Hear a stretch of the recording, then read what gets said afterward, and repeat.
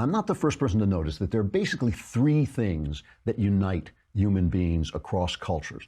One is money. I go and I spend money, and we all agree that the money you give me in Russia for, oil is going to be I'm going to be able to spend that money in Britain for something else. And we all agree that money brings us together. And money, that's a good thing. I mean, markets are good things because they bring people together. People are less likely to kill each other when they're trading. But money is an amoral force, right? I mean, money, I can buy Russian wheat with American dollars, but I can also pay a hitman to kill you. And if it's just a question of money, he's making money. The whole system's working great, except you're dead. So that's not it. Money has no values. It has no values. Another way that people come together is imperialism, and people run imperialism down, of course, because they don't like, people don't like being conquered. They don't like the British coming in and telling India that they should get rid of their thuggies. They don't like that so much. People don't like their culture being overrun.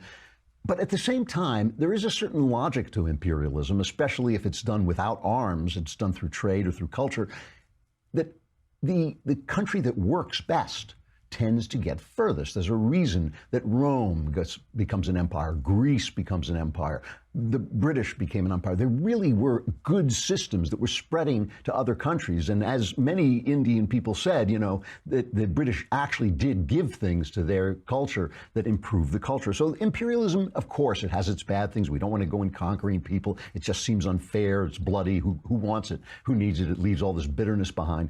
But the spread of the best culture, of the most powerful culture, of the freest culture, it can be, in fact, a good thing. And the third thing that brings people together is ideas. And most of the time they think of this in terms of religion, but it's all kinds of ideas that bring people together, ideas that work.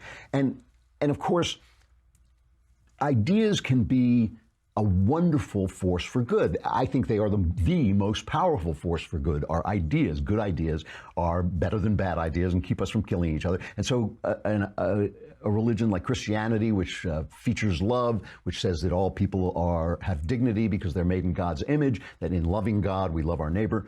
Good idea, good idea. There's an idea that's spread for the first 100 years, 200 years of its existence. It's spread without arms. It simply spread because of the dedication of the people preaching it, because of the ideas and the way it made people feel, and the way they could see Christian culture was better, more elevated than the Roman and pagan culture around it. And it spread that way. But of course, also, there are bad ideas that can spread through the sword, that can spread because people are desperate.